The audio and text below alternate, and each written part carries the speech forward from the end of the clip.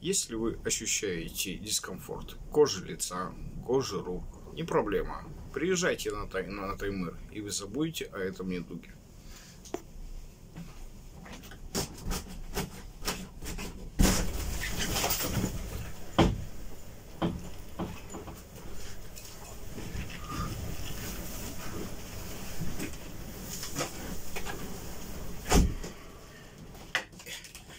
И ты полон сил и энергии.